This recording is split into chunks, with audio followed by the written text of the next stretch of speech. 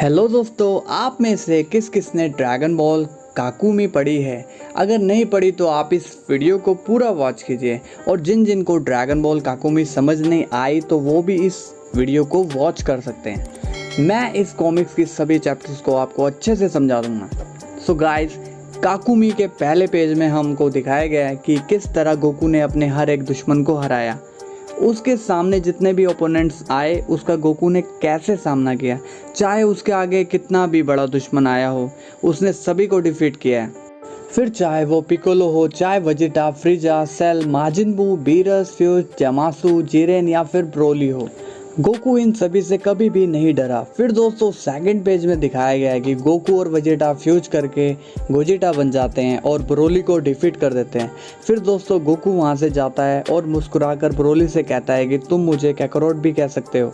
और दोस्तों ये बात ब्रोली के दिल को छू जाती है और ब्रोली के अंदर से गोकू के लिए जितनी भी नफरत होती है वो अब दोस्ती में बदल जाती है।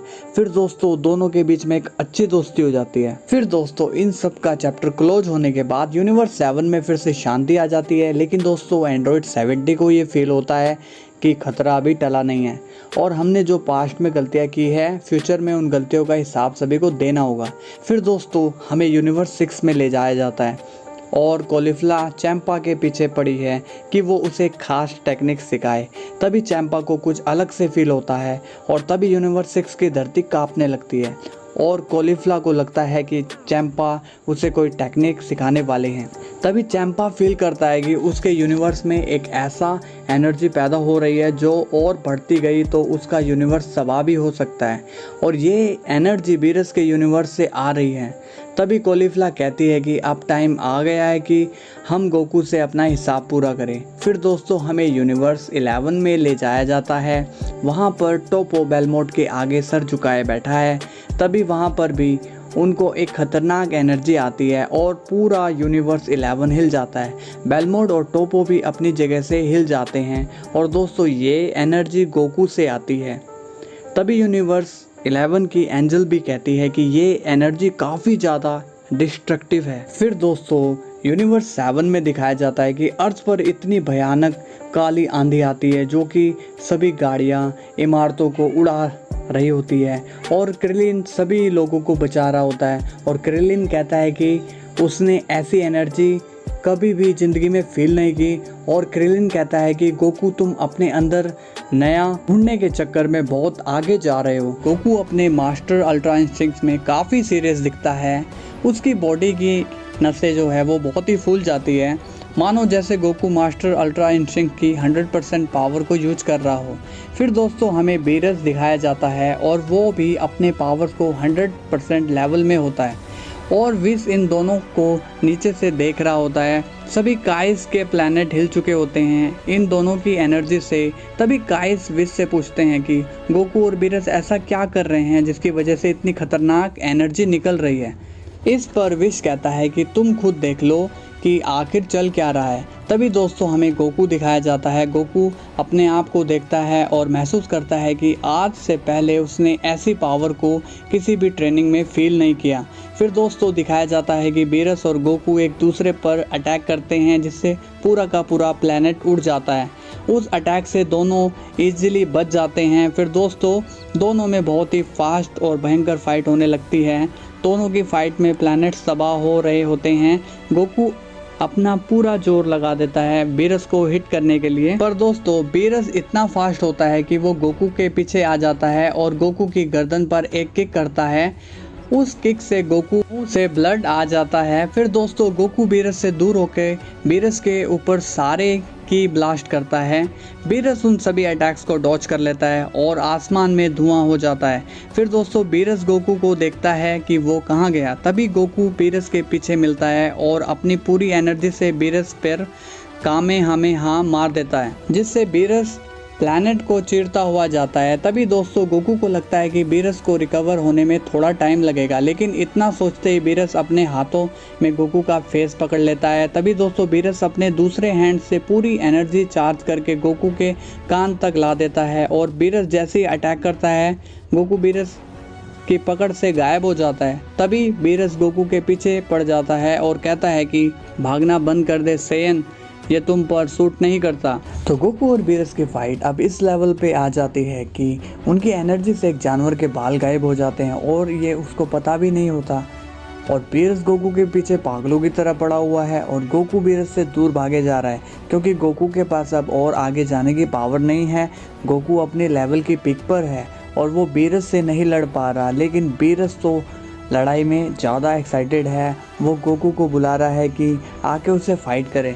फिर बीरस पकड़ने में सक्सेसफुल हो जाता है। बीरस गोकू के पैर पकड़कर गॉड ऑफ डिस्ट्रक्शन की पूरी पावर लगा के इतनी दूर फेंक देता है और बीरस गोकू को इतनी स्पीड से फेंकता है कि गोकू अपनी बॉडी में कंट्रोल ही नहीं कर पाता और गोकू प्लैनेट्स को चीरता हुआ उसके मुंह से खून आ जाता है और गोकू टाको टाको नाम के प्लैनेट में क्रैश होने जा रहा होता है। टाको टाको में काफ़ी लोग होते हैं और एक बच्चा अपनी माँ को टूटता तारा दिखाता है, लेकिन वो कोई टूटता हुआ तारा नहीं बल्कि गोकू होता है। तभी गोकू ज़मीन पर इतनी तेज़ी से क्रैश होता है, टाको टाको में कई किलोमीटर तक एक गहरा खड्डा हो जाता है और उस जगह में लोग जल कर धुआं धुआं हो जाते हैं। फिर जब धुआं हटता है तो वहाँ एक निवासी देखता है कि एक आदमी ज़मीन के अंदर धंसा हुआ है।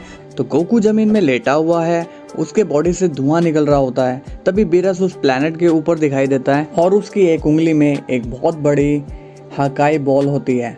फिर जब गोकू को होश आता है तो वो खास रहा होता है और उसके चेहरे से काफ़ी खून निकल रहा होता है और गोकू देखता है कि बीरस अब अपनी हकाई बॉल यूज करने वाला है।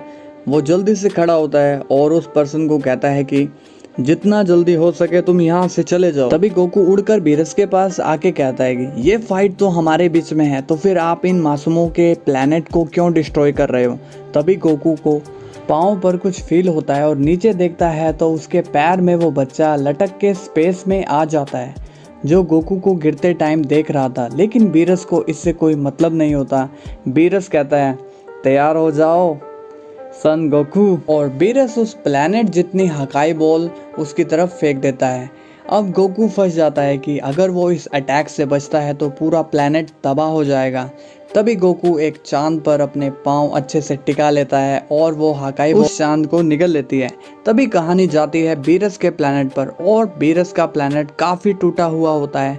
विश और ओरेकल फिश बातचीत कर रहे हैं कि उन दोनों को यहाँ से गए हुए आधे घंटे से भी ऊपर हो गया है और ओरेकल फिश कहती है मानना पड़ेगा इस धरतीवासी को आधे घंटे से वो लॉर्ड बीरस से फाइट में लगा हुआ है। फिर विश कहता है मुझे लगता है कुछ सही नहीं लग रहा, क्या मुझे इनके बीच में जाना चाहिए। ओरेकल फिश नींद में बोलती है यूनिवर्स के नतीजे ठीक नहीं होने वाले, इसमें हम खुद के एंड का काम करेंगे। तभी विश फिश से पूछता है कि उसके नतीजे क्या हैं, इस फाइट से होंगे।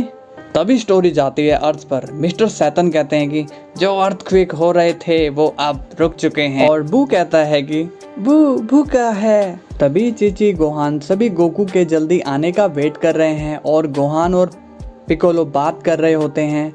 पिकोलो कहता है कि तुम्हारे फादर शायद पहुंचने वाले हैं। गोहान अपनी ट्रेनिंग के लिए कह रहा है कि इसे भी अब अपनी ट्रेनिंग पर ध्यान देना होगा, आने वाले टाइम में कुछ भी हो सकता है, मुझे तैयार रहना होगा। पिकोलो गोहान की बातें सुनकर कहता है हो सुन के अच्छा लगा कि तुम आज भी अपने लोगों के लिए लड़ने को तैयार हो, तुम्हारी यही बात मुझे अच्छी लगती है, लेकिन तुम्हारी पढ़ाई का क्या होगा। गोहान कहता है उसे मैं संभाल लूंगा। फिर स्टोरी जाती है प्लैनेट फिशिन पर।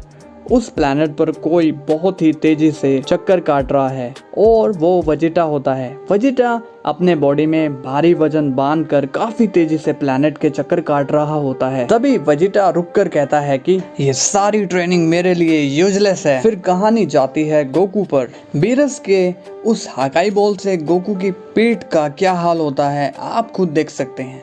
गोकू की पीठ की खाल जल चुकी है और उसकी पीठ का मांस साफ देखने को मिलता है।